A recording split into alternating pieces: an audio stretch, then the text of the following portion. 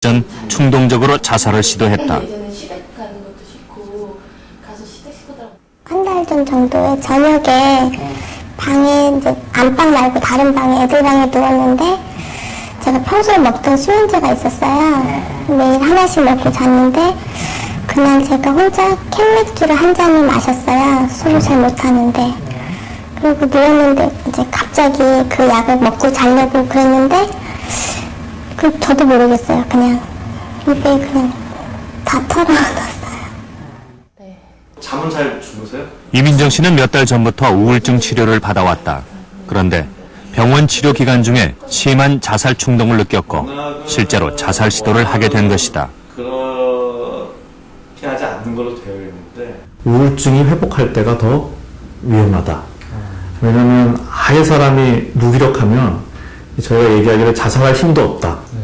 근데 약간 회복이 될 때 그게 이제 충동성을 동반하게 되면은 극단적인 행동을 할 수 있는 경우거든요. 인천의 한 알코올 질환 전문 병원.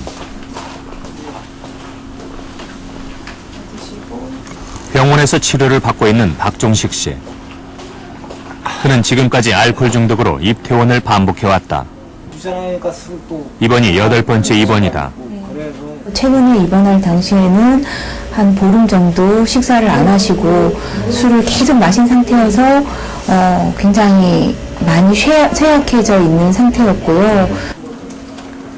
문제는 알코올 중독과 함께 시작된 자살 충동.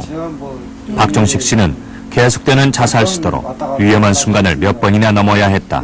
3번째, 4번째 했을 겁니다. 근데 안 돼요. 이제 내 저기로는 안 되니까. 근데 자꾸 술 먹고 차라리 이제 이래도 안 되고 저래도 안 되고 술 먹고 그냥 저 산이나 올라가고 자꾸 죽으려고 그러는데 어떻게 찾아내도 누가 찾아내더라고요, 산속에서도. 17살부터 막노동을 하며 술을 마시기 시작했다는 박종식 씨. 무엇이 그를 자살이라는 벼랑 끝으로 내모는 것일까? 내가 모든 걸 잃었구나 라는 절망감, 그러면서도 계속 술을 마셔야 된다는, 술을 마실 수밖에 없고 절제할 수 없다는 통제불능감, 무력감, 이런 것들 때문에 자살에 대한 충동을 굉장히 많이 느끼게 되고요. 그리고 보통 사람들보다는 술이 또 저희 중추신경 억제제로 작용을 해서 전두엽의 기능을 잃게 합니다. 전두엽이 하는 기능은 누군가를 패고 싶다거나 화가 났을 때 때리고 싶다는 그런 것들을 막아주는, 그런 행위를 막아주는, 억제해주는 기능을 하는데 술이 그런 행위를 억제하는 기능을 막아버려요. 그렇기 때문에 자살하고 싶다는 그 충동을 억제할 수 없게 만들죠. 이쪽으로 들어가실게요. 거의 매일 술을 마셔왔다는 박종식 씨.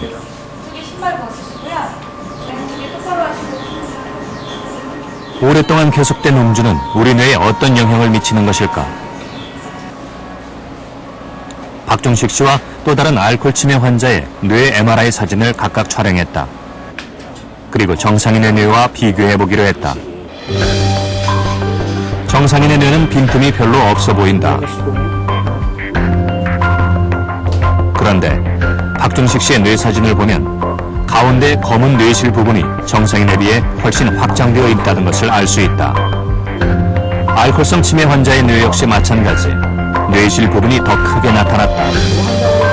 뇌실이 크다는 것은 그만큼 뇌가 많이 수축되었다는 것을 의미한다. 지속적으로 이렇게 알코올을 섭취하다 보면요, 구조적으로는 이제 뇌가 많이 수축되고 쪼그라들어서 뇌에 많은 부분들이 이렇게 변화가 일어나게 되고요. 그다음에 기능적으로는 언어나 그다음에 기억력에 많은 영향을 줘서요, 그런 기능들이 많이 상실되는 것을 알 수 있습니다. 그렇다면 술과 우리의 뇌 그리고 자살 충동은 어떤 관련이 있는 것일까? 사람의 뇌는 나이를 먹으면서 10년을 주기로 약 1.9%씩 줄어든다. 그런데 습관적으로 술을 마시게 되면 뇌가 축소되는 속도가 더욱 빨라진다.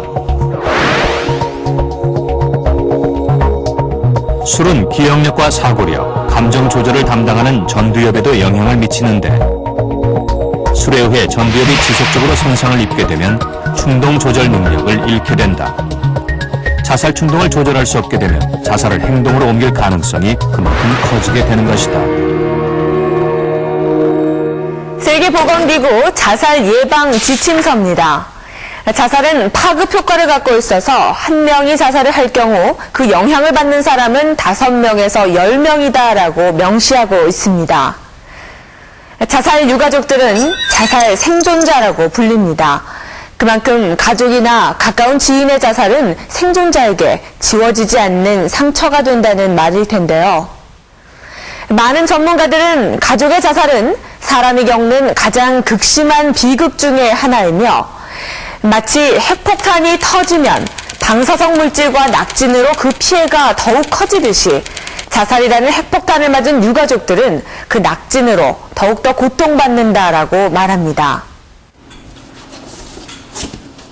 4년 전 고등학교 1학년 때 자살로 세상을 떠난 아들의 유품을 꺼내는 박영미 씨. 꽤 많은 시간이 흘렀지만 엄마는 아들의 물건들을 아직 정리하지 못했다. 아들이 죽기 전에 떼놓았던 주민등록 등본마저 버리지 못했다. 그 전날 전화가 왔더라고요. 엄마 이상하게 잠이 안 온다고, 잠이 며칠 안 오고 이러는데 한 일주일에서 한 2주 정도에 살이 한 5kg 정도 빠졌다고, 부자 같은 건 없었었고, 그 자리에 전화기하고 담배하고 휴대폰하고 이거를 나란히 놓고서는 있었는가 봐요. 그래서 저는 걔가 그렇게 자살할 거라고까지는 생각을 못했는데, 이제는 유품이 된 아들의 편지.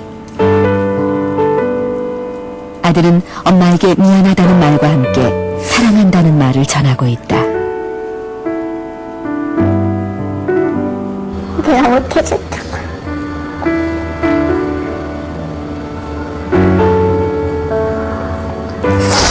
제가 못해줘서 너무 부족하게 살아가고 있지.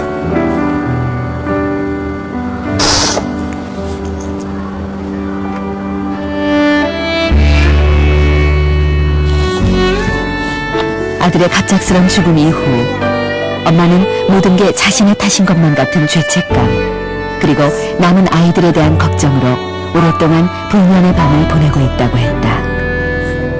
못 자면은 2, 3일씩 못 자고, 또 이제 며칠 또 자고 나면은 하루에 한 2, 3시간 정도 자면 그 다음에 잠이 또 안 오고, 잠을 자도 귀가 열려있는 거예요. 선잠을 자고 매일 피곤하고, 너무 피곤해서 귀에서 막 소리가 나도 잠이 안 와요. 그러면은 막 그 다음날에는 못 먹고 막 이런데, 그거를 누구한테 말을 할 수가 없었어요. 그때는 큰애가 아들 죽은 충격에 한 3개월 정도를 넉나간 아이처럼 멍하니 아무것도 하지도 않고 책도 안 보고 혼자 뭐 밥 먹는 거, 뭐 잠자는 거 이런 것까지, 큰애까지 힘들어해서 저는 큰애 신경 쓰지 말고 그때 아들 죽은 거 슬퍼할 그럴 겨를이 없었어요. 사실은 제 또 하나 잘못될까봐. 아들 생각이 날 때마다 썼다는 엄마의 일기. 그 속에는 아들에 대한 그리움과 미안함이 아리도록 절절하게 담겨있다. 자살로 아들을 잃은 또 다른 어머니의 일기. 유가족들이 겪는 충격, 부정, 죄책감, 슬픔, 분노, 수용의 감정이 잘 드러나 있다. 2009년 3월 30일 사랑하는 우리 아들을 하늘나라에 보냈습니다. 아들은 어릴 적부터 그림 그리기를 좋아했습니다. 공부도 잘하고 늘 엄마 아빠에게 기쁨을 주는 아들이었지요. 어느새 180cm로 훌쩍 자라 사회에서 제 몫을 다 하던 아들은 그렇게 34년 8개월을 우리 곁에 머물다 다시는 올 수 없는 먼 길을 훌쩍 떠나버렸습니다.